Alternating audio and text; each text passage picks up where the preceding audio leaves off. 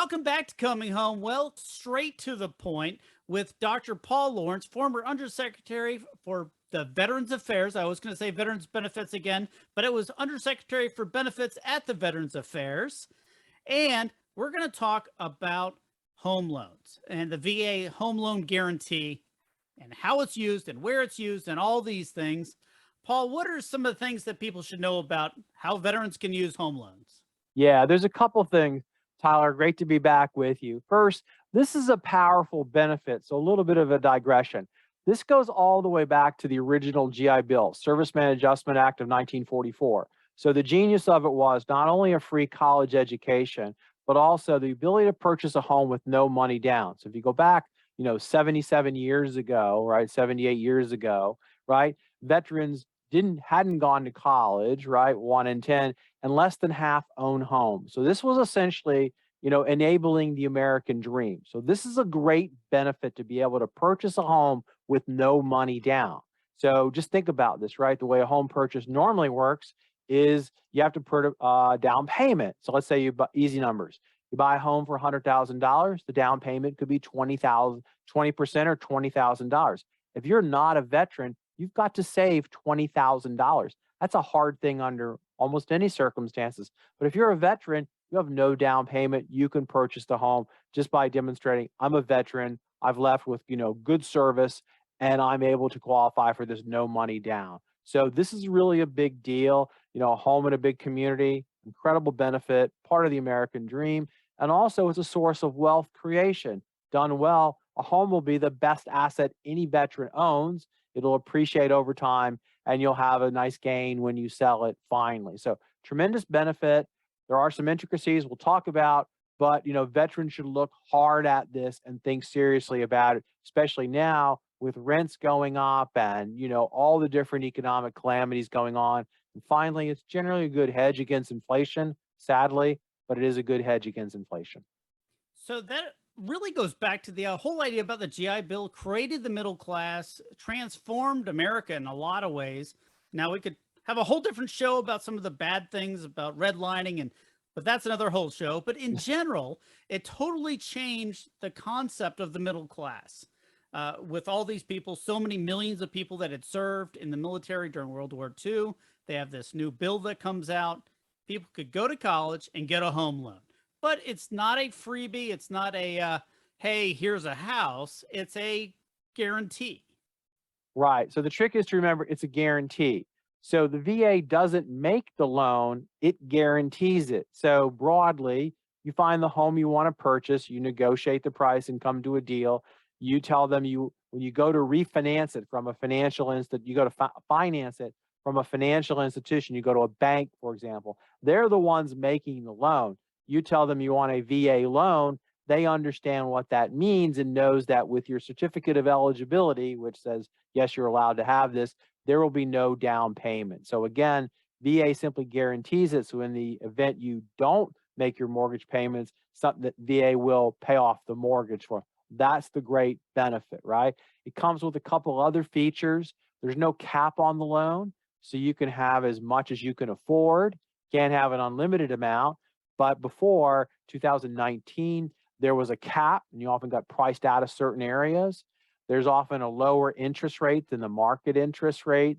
And then what VA doesn't talk very much about, but it's really important, is VA is there to help you if you have problems with your mortgage. They won't pay it for you, but they'll give you assistance and work with you to see if there aren't some workarounds. So they really don't want to have foreclosure happen. So it's really sort of like having the VA team on your side to help you. And this is, from my experience there, a really good team. So, it is a good thing to do. It sounds like that'd be scary, like go to the VA because you're not paying your bills or there's some challenge, but they're there to help you. They want to keep you in the home, and they probably have a lot of muscle to deal with some of these banks that may not be doing things on the up and up. Yeah, well, it's less about that as often the veteran just falls behind, right? So actually, VA can see every month who's paying their mortgage because it's a home loan. They're in charge of it. So they often try proactively to look and say, hey, Tyler's going into some problems. Unfortunately, financial distress is often associated with veterans harming themselves, so it's actually a good thing. But they can talk about, delayed payment plans, a way to sort of keep you in your home. That's really what the benefit is supposed to be about. So yeah, it's a really good thing, and I'd encourage all veterans, and you don't even have to be a veteran to use this. They've extended it to be active duty, and you can use this again and again and again. So it's not just one and done. And you can use it for a variety of things, right? You can build a home, you can buy a condominium. Under certain circumstances, you can have a mobile home. It just has to have a platform. You can't buy an RV, for example. You can even purchase a home on a farm. You can't buy the farm business, but but it's very, very flexible and is really designed to help the veteran move into a residence.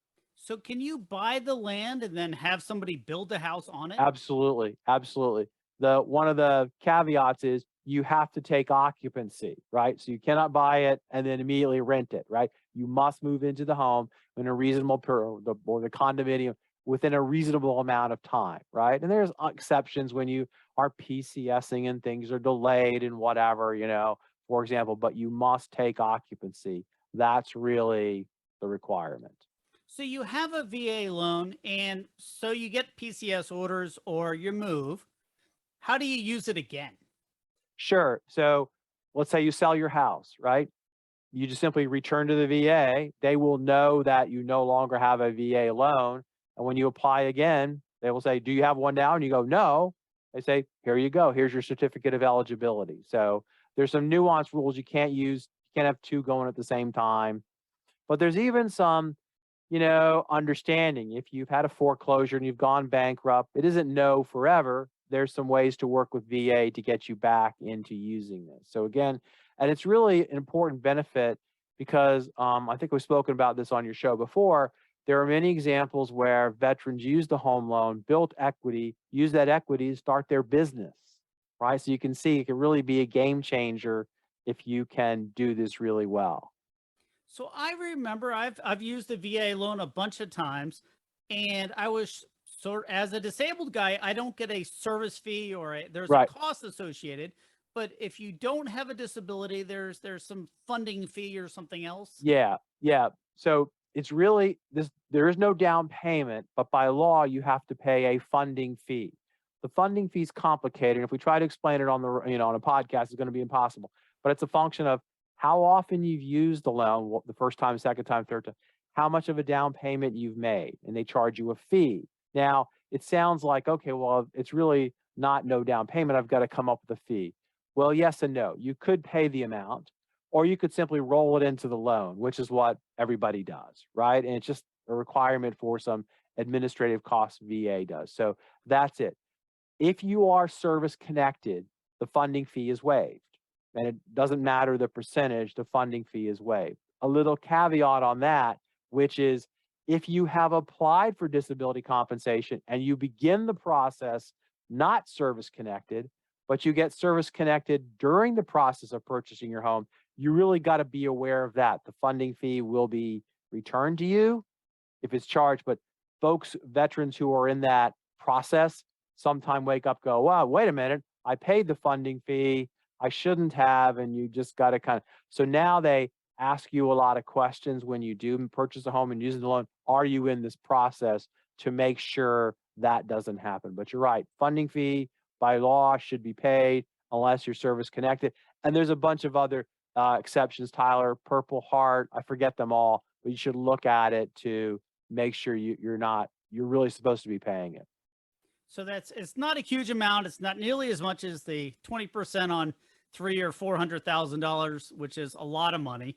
Right. That's as much as houses have gone up. If you can find $100,000 house anywhere, Yeah. good luck. You should buy that and rent it out. Right. That would be great, but you probably don't need the VA loan to do that. So, what Right. are some of the downsides or concerns that people would have about using a VA loan? Well, so often, sometimes when you approach your real estate agent or your financial institution, they will say, and this is not accurate, oh, that's too hard, or we don't do that, we don't understand it. That's not true. That's just they don't want to do it. Okay. So you've got to make sure your real estate agent and the financial institution you deal with understand it, right? I mean, some people are more comfortable with other, financial instruments. And let's be honest, the marketplace for financial instruments to do home is very competitive, right? You can find lots of private sector organizations do this. You know, they'd prefer to do different sort of things sometimes. You got to be aware of that. The other thing you have to be aware about is, again, VA doesn't make the loan. So you have to pay attention to things that the financial institution will care about. Your credit score, okay? There's nothing VA can do if you have a credit score that the financial institution says, sorry, it's too low. We will not give you a mortgage, okay? So you've got to work with them. VA can help some and demonstrate, well, you're a veteran, you're getting disability compensation. That's a revenue stream. You're a veteran, you might have retired from the military. That's a revenue stream that would maybe convince them that you're a good risk to do a mortgage. The other thing is something, and this is total inside baseball, Tyler, so I'll be careful with this, your debt to income ratio, right? So financial institutions look at that. So you make $1,000 a month, but you have car payments and you're paying $500 to $1,000 a month to debt, right? Car payments, whatever, loans, something like that. Generally, the number's 41%. You don't want to be over that amount. And if you are, you're kind of going to be in a difficult situation. So there are some things you got to pay attention to. And finally, is once you've kind of settled this and you've got a VA loan, VA will send an appraiser to make sure the house is worth what you're going to pay for it. And if the appraisal comes back and says, you're right, it is the $100,000 in your example, all good. But if they come back and say, no, this house, the best we can estimate, is only worth $80,000, then VA will not guarantee the loan for $100,000. So things can be a little squirrely at that point. So there are some nuances with it, but once you get comfortable with home ownership and you think you bought the right house, it is a pretty good way to go. That is often the biggest challenge is, they're making sure that it's a safe, habitable, it's valued what you're paying for it. You're not getting ripped off. And so Right. sometimes the folks that's a challenge because in the markets that move really fast, appraisers can lag and things like that. So I know Yeah. that So sometimes that's a challenge. yeah, no, in a really hot market, this is a headache. Nobody wants to do appraisal. The appraiser will come back and give a list of things that should be repaired. VA will want those repaired. In the really hot market, people don't want to do that. So you just got to kind of bear through it. So it's just kind of less about the VA loan and more about the marketplace. But again, we trust veterans, service members with millions of dollars of equipment, people's lives. They can make this decision. It's not impossibly hard compared to what they normally deal with. And as we're talking here in July, the interest rates are rising. The market will be cooling. It'll be worth way more to have a dedicated income stream where people are a little more challenged. So the value of the VA loan goes up and up. It'll help save a lot of money and a lot of headaches. So definitely go check it out if you're looking at buying a house or a first house, especially where you don't have the equity, you don't have the cash on hand. Look at making sure that you have the certificate of eligibility. And if you have a disability, make sure that they know about it. Or if you're pending any disability claims, that they know about it so that if the funding fee comes up, they can return it or not charge you or whatever the circumstance happens. What else, if anything, should we know, Paul? What one last thing, because they advertise this on TV all the time.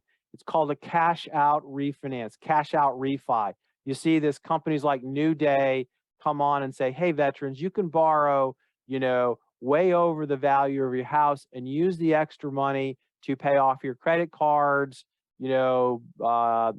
finance college and the like. So this is all legal and legit and can really work well, but there are some risks with it. So let's kind of explain it, right? Purchase your house for $100,000. It's now worth $150,000. You can refinance, which means get another mortgage for $150,000. At the closing, pay off your old house, $100,000. They give you $50,000 in cash in my example. Now you have $50,000 in cash, what you're borrowing at the very low interest rate from the home. You could pay off your credit cards. You could pay for college perhaps instead of getting another type loan. That's all wonderful and good. The problem with this is it's kind of like drug addiction. Then you can sort of run up credit cards again and try to do this again and again and again. So you're limited by law. to doing this once every 11 months, you just got to be really careful. You know, it's not illegal. Those advertisements, you know, work well for many, many people, but you just need to be aware of that. And so people who are interested in cash out refis really just should, you know, double and triple check this is going to work for you, because it seems like free money if you're not careful. Yeah, you're taking the equity out of the house, but at the same time, your loan is resetting. So you Right. So in already that paid for example, 10 years. You're yeah, starting back at 30 if you had a yeah, 30-year loan. it's reset in the example we just gave you. It's reset, only now you're not paying off the $100,000, you're paying $150,000 because that's what they gave you the loan for. So it's gone up. So your payments, most probably even in very good interest rate scenario, have gone up. So you can see, and if you're not careful and if you're using this to pay off credit cards and you're not disciplined, you could very well be in the same situation again and again and again. So that's where it gets really ugly. So And we saw a lot of that after the 2008, 2009 housing crash. Everybody had refinanced, housing prices plummeted, and right. now the house is worth 60,000 and you're paying on 150,000 and you can't get out of it Yeah. without Yeah. bankruptcy or I don't whatever. want to I don't want to talk people out of it because it can be a good strategy. It's just like everything in life, everything else in life, right? You've just got to kind of be thoughtful about how you do it. But since those advertisements are on TV all the time, they look attractive. It can be good. It can cause some problems. You just need to understand it. And they are definitely making some money. And anytime you see a lot of something advertised, know that someone is making a bunch of money. So just think about it. Be careful. The VA loans are absolutely wonderful. One last thing. So you can talk to the VA home loan guarantee at this number. So let me say it a couple of times so people know. Say, oh, gee, I have questions. How does this all work? The number is 877-827-3702. 877-827-3702. Talk to a VA home loan expert to get advice and answer the questions we couldn't possibly cover in this short period of time. Thanks again, Paul. This was straight to the point. And thank you again for joining us.